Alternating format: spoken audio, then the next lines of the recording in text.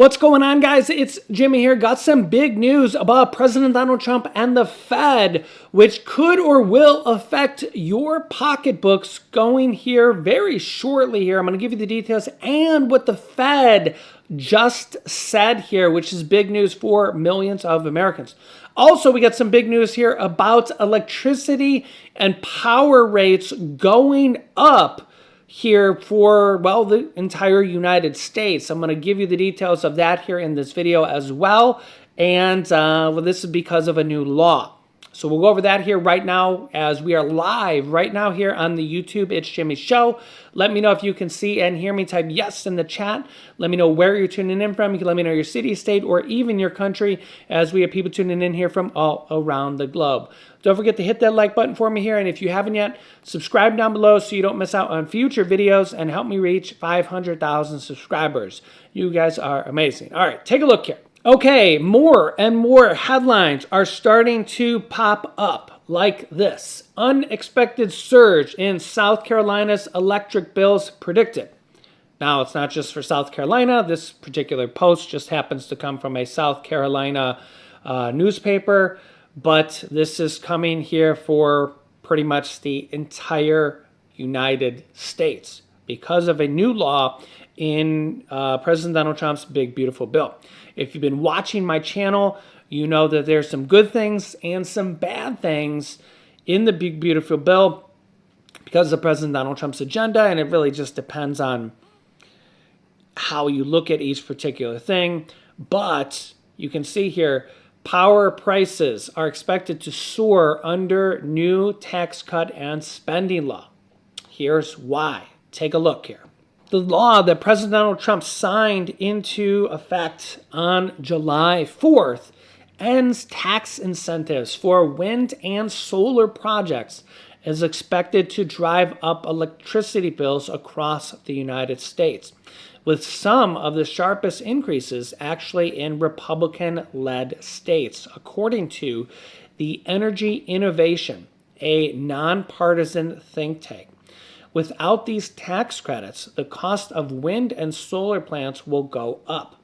Companies are likely to respond by building fewer of these projects, and those facilities that do come online will have bigger price tags, according to multiple estimates.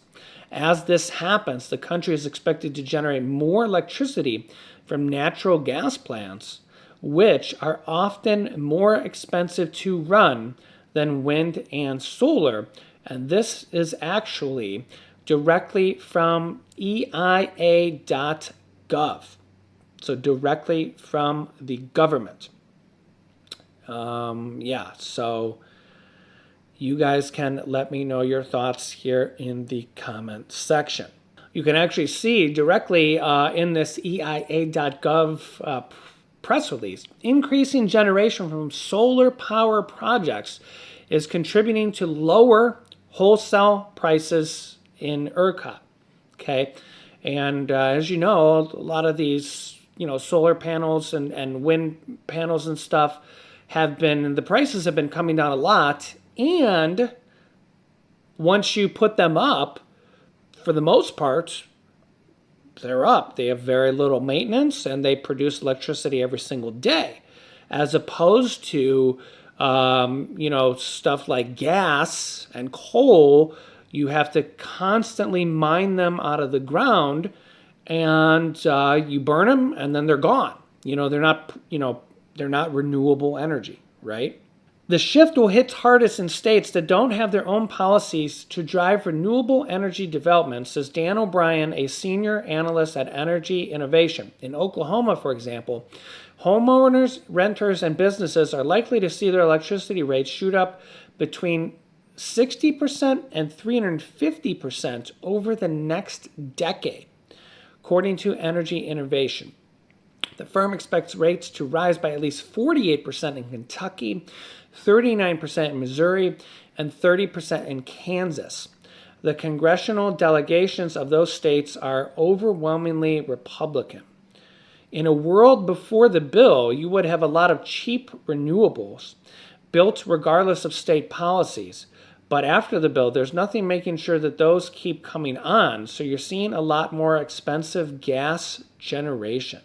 And if you're wondering why your electricity bill may already be so expensive, well, look at what's happened in the rest of the world. Renewable energy was the top source of new electricity globally, with China leading the world, much of it installed in China. So renewable energy was the top source of electricity globally. But in the US, renewable energy is only 9% plus nuclear electric, which is renewable. I mean, nuclear is renewable. Basically, you build it once and it's there. So renewable is only 18% of power here in the United States. Stuff like coal, petroleum, and natural gas, which basically you get it out of the ground and you have to continue to get it out of the ground. I mean, you fill up your gas tank and it's gone as soon as you use it. Just think about it. It's more expensive, right? Every single time you use the coal, you use the petroleum, you use the natural gas, it's gone. You have to continually mine it out of the ground. That stuff's more expensive. Just look it up. And this stuff is now set to rise according to, well, everything we just seen. So I'll keep you up to date. President Donald Trump wants to lower interest rates and literally wants to fire the Fed to do it and get rid of the Fed. Fed President Jerome Powell hasn't lowered interest rates yet. And while we might be seeing a change with this, take a look here. Federal Reserve official gives green light to July rate cut. Yeah, so remember here that it's not just Jerome Powell that makes this decision. It's the board of presidents from the Federal Reserve. And Waller, a Federal Reserve president, one of the voters of the Fed, just gave us some interesting news. Federal Reserve Governor Christopher J. Waller gave us his opinion that the Fed should lower rates. He opinioned that the Federal Reserve should lower rates at its next meeting at the end of July. He says, citing slower than expected inflation data that wasn't going to be hot as expected, even though inflation started rising. He doubled down on the position, saying that the latest data, including the new CPI inflation data figure at 2.7% and other recent economic numbers, show it's definitely time for the Fed's first rate cut in 2025.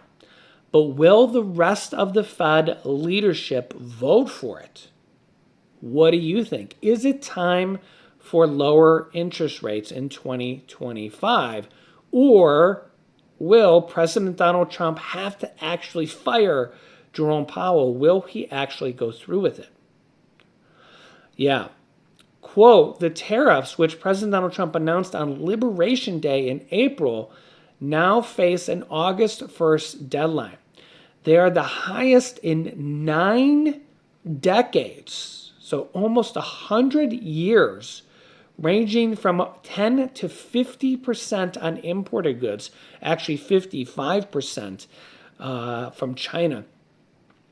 And an interest rate cut has been demanded by President Donald Trump for months to help offset this. Yeah, so take a listen here and you'll get to hear President Donald Trump. All right, let's talk about the Fed. President Trump says he would love it if the chairman, Jay Powell, resigned over him not cutting rates soon enough. And, of course, now this new story of him spending money on the buildings. Watch this. The economy is roaring, business confidence is soaring, incomes are up, prices are down, and inflation is dead. It's dead. We have a bad Fed chairman, really bad. If he would lower the rates, and I tried being nice to the guy, it doesn't help. He's like a knucklehead. No, he's a knucklehead. A stupid guy. He really is. You know, each point Think of this. Each point costs us $360 billion. And that's the point, Bill. The president wants rates to come down to make it cheaper to hold all this debt. We've got $37 trillion in debt. You say you're encouraged that you think Powell will step down. What specifically do you believe is the catalyst? Is it because he spent that money on a renovation at the Federal Reserve? Well, I can't get inside of his head, but I can tell you what I'm hearing is that he's considering it. I think he should consider it. I think he should consider it very soon. And frankly, I think you have a situation, Maria, where this building is going to be the end of his career. I mean, who the heck spends $2.5 billion on a renovation? Jay Powell has become a disgrace. He's not reading the room. He's not listening to our great president. We have the greatest president in the history of the country. We have the most popular president in the history of this country. Why is Jay Powell not reading the room and also realizing that he has gross mismanagement with this building? I think, Maria, when the facts come out about this building, you will see potentially fraud and many other things that have gone on. And we can't have this stuff in the government. The American people gave President Trump a mandate. They don't want fraud. They don't want all this other nonsense. And Jay Powell doesn't seem to give a damn. And in my opinion, he needs to be held accountable. Well, look, the chairman is now asking the inspector general to actually review the spending on the buildings. Where is the fraud, do you think? I think it's nonsense that he's doing that. He knows it's going to take a while. He's trying to delay. Who knows who this inspector general is, right? This just gets back to Jay Powell. He's very, in my opinion, very deceitful. And I think you've seen that through his actions. I mean, look, if the president comes to you and says, hey, I would like you to do something in terms of if it's in following the law and if, you know, he's the president of the United States and you're Jay Powell and he says, hey, I'd like for you to go. Why would you want to stay in that job? It just doesn't make any sense. The American people don't want it. I'll tell you this, Maria, the people on the internet and the base, and frankly, people from the other side want him gone. Well, look, his term ends in May. We don't know who the president would like to appoint in the position, but of course, an opening on the Fed is happening in January. One of the governors will be leaving, so that's one opening in January. And then the chairman's position, Powell's term ends in May. We don't know if President Trump's going to put in there Kevin Warsh or Kevin Hassett. But I spoke with Kevin Warsh, former governor, on Sunday, and asked him about the Fed's policy right now. Watch this. Look what just happened. The tariffs actually brought in $27 billion for the month, customs duties. You're talking about $100 billion on an annualized basis for tariffs. And we have a budget surplus for the month of June. Should the Federal Reserve be cutting interest rates right now? So in a word, yes. Maria, it's quite simple. Why is it that money and financial conditions are so loose on Wall Street and considerably tighter on Main Street? Because the Fed has the policy mix exactly wrong. It has a big balance sheet like we're in the 2008 crisis or the 2020 pandemic and has rates that are too high. It needs to shrink the Fed balance sheet and cut interest rates. In so doing, Main Street can get a much lower cost of credit. First-time home buyers can find their way into houses and the policy mix would be right. I don't know if I'm just saying that because I grew up 200 miles from here in a sort of place far from the bright lights and big city, but Main Street needs to get its break, and it's high time they do it, and the Fed can be part of that. Remember, lower interest rates means lower interest rates on credit cards, car loans, personal loans, mortgage rates, refinance rates. This pretty much affects all Americans. The only negative thing for Americans is it would mean lower rates on your savings and CDs and money market accounts.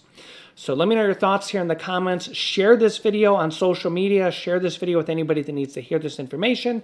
And make sure to subscribe down below so you don't miss out on future videos. Click the bell icon so you get notifications and help me reach 500,000 subscribers. Click here to see Trump's Social Security surprise that just came out. Thanks for watching, guys, and I'll see you.